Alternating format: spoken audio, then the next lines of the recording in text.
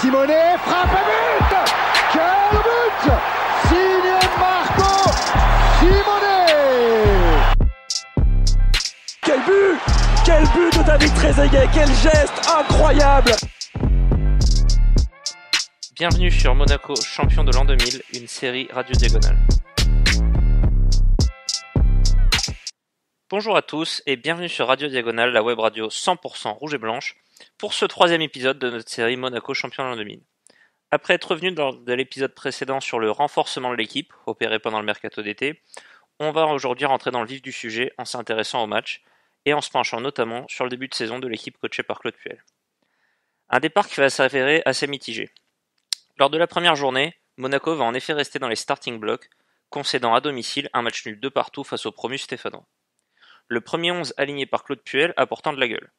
Barthez dans les buts, une défense Contreras, Cristanval, Rodriguez, Pignol, Dacosta et Lamouchi à la récupération, Giuli Gallardo sur les côtés, et le duo tant attendu devant, Simone Trezeguet. 3 des recrues débutent donc le match, seul Rafa Marquez manque à l'appel et pour cause, le Mexicain est toujours au pays dans le cadre de la Coupe des Confédérations avec son équipe nationale. Il ne faut que 10 minutes à Marco Simone pour ouvrir son compteur sous la tunique à la diagonale. L'Italien résiste au retour de Metomo et décoche une frappe surpuissante qui tape la barre et rentre dans le but de Jérôme Alonso, offrant ainsi à cette émission une partie de son générique. Le but est sublime. Malheureusement, cet avantage va être de courte durée, et la soirée étant propice au joli but, Stéphane Pédron égalise d'une frappe croisée dans la lucarne de Barthez. Tout est à refaire pour les rouges et blancs. Peu avant la demi-heure de jeu, c'est l'autre moitié de l'attaque monégasque, David Trezeguet, lancé par Marcelo Gallardo, qui va redonner l'avantage aux rouges et blancs avec l'opportunisme qu'on lui connaît.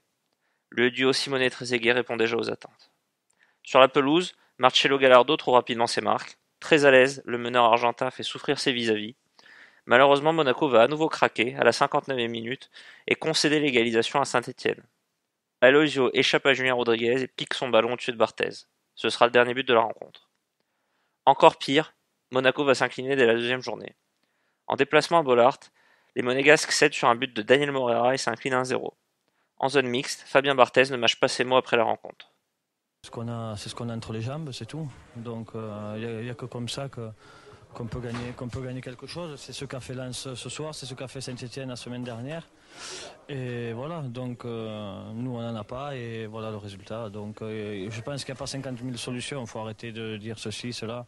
C'est vrai qu'il y a des joueurs qui arrivent, qui sont pas encore dispo, mais bon, il faut que le reste se fasse encore plus mal. Il faudra donc attendre la 3e journée pour que Claude Puel et ses troupes goûtent enfin la victoire. Et ce sera fait avec la manière. Hasard ou pas, c'est aussi le premier match de Rafa Marquez sous les couleurs monégasques. La victime se nomme Bastia et le bourreau David Trezeguet. Le buteur champion du monde frappe à 3 reprises, dont une du bras, Ludovic Giuli se chargeant du coup de grâce sur pénalty. Monaco est-il enfin lancé ? On peut le penser, puisque le 11 de la Principauté va enchaîner avec 2 victoires. La première à l'arraché, 3-2 à Montpellier, suivie d'une large victoire 3-0 face à 3 au Louis II. 6 buts en 2 matchs, 3 pour Simone, 3 pour Trezeguet, qui pointe déjà à 7 réalisations. Au soir de la 5e journée, 4 équipes sont ex-aequo avec 10 points, mais c'est bien Monaco qui prend déjà la tête grâce à un goal average avantageux, construit lors de ses victoires contre Bastia et Troyes. Malheureusement, s'ensuivent 2 nouveaux coups d'arrêt. Privé de Barthez, Monaco s'incline 2-1 à Rennes.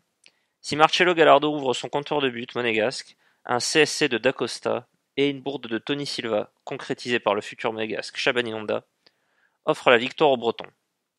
Puis, c'est un nul 2-2 concédé à domicile contre Metz, malgré un nouveau but de David Trezeguet. C'est donc un début de saison assez moyen, au moment où se présente un terrible double enchaînement. Le PSG au Parc des Princes, puis l'OL à Louis II, soit les 2 premiers du classement à ce moment-là. Invaincu à domicile, le PSG de Bernard Lama, Ali Benarbia ou encore JJ Okocha accueille son ancienne star et capitaine, Marco Simone. Marco Simone est arrivé en catimini au Parc des Princes, tranquillement. Il n'est pas sorti, par exemple, lorsque les joueurs vont reconnaître la pelouse. Il est juste arrivé pour l'échauffement. Et là, c'est son entrée officielle sur la pelouse du Parc des Princes. Un stade qu'il connaît bien. Il y a passé 2 ans. Il a marqué 22 buts pour le Paris Saint-Germain. Une relation passionnelle, vous le constatez avec cette banderole du virage Auteuil. Une relation passionnelle pour le meilleur et pour le pire. Ce sont en effet les supporters du virage Auteuil qui réservent un accueil musclé à l'italien, déployant une banderole fric, mensonge et trahison, ciao Marco, et sifflant le buteur peroxydé jusqu'à sa sortie à la 71e minute. Ambiance. Mais a priori, pas de quoi intimider Simone. Cette hostilité du parc, j'ai eu l'impression que ça l'avait plus motivé qu'autre chose, déclarait son coéquipier Philippe Léonard à SoFoot en 2017. Sur le terrain, Monaco, supérieur collectivement, domine et va finalement concrétiser sa supériorité à la 65e minute. Dans un duel de champions du monde, Bernard Lama fauche David Trezeguet. Ce dernier se fait justice lui-même et envoie un boulet de canon dans la cage parisienne. À la 82e minute, Philippe Léonard double la mise. Le défenseur belge était pourtant incertain pour le match. J'étais blessé, et le matin du match, Claude Puel m'avait emmené sur un terrain derrière l'hôtel où on dormait. Claude m'avait alors montré les protections sur les poteaux, j'avais mal aux adducteurs, il m'a demandé de mettre des coups de pied dans les coussins, si ça tenait, je pouvais jouer le soir. Une décision loin d'être anodine, puisque lorsque David Trezeguet laisse passer le ballon sur une remise de la tête de Moussa Ndiaye, le gaucher Léonard envoie un missile du droit au ras du poteau de Bernard Lama. 2-0. C'est Ludovic Giuly qui se chargera encore d'alourdir le score à 3-0 sur un contre à la 90e minute, permettant à Monaco de frapper un premier grand coup dans cette D1 1999-2000. Au classement, Monaco revient à hauteur du PSG avec 14 points à la deuxième place, 1 point derrière Lyon. Ça tombe bien, puisqu'une semaine plus tard, c'est l'OL de Sonny Anderson qui se présente au Louis II pour un duel au sommet. Monaco va faire la différence d'entrée. Marcelo Gallardo récupère une chandelle de Dacosta et lobe Grégory Coupé d'un subtil extérieur pied droit, qui n'est pas sans rappeler le but de Berbatov dans le derby contre Nice il y a quelques saisons.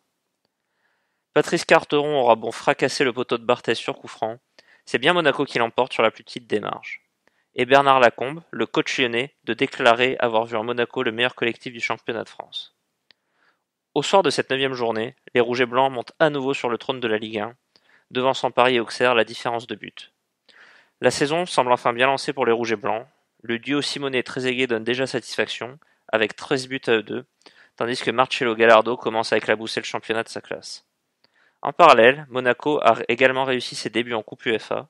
Je ne rentrerai ici pas trop dans les détails, puisqu'un épisode sera dédié aux autres compétitions.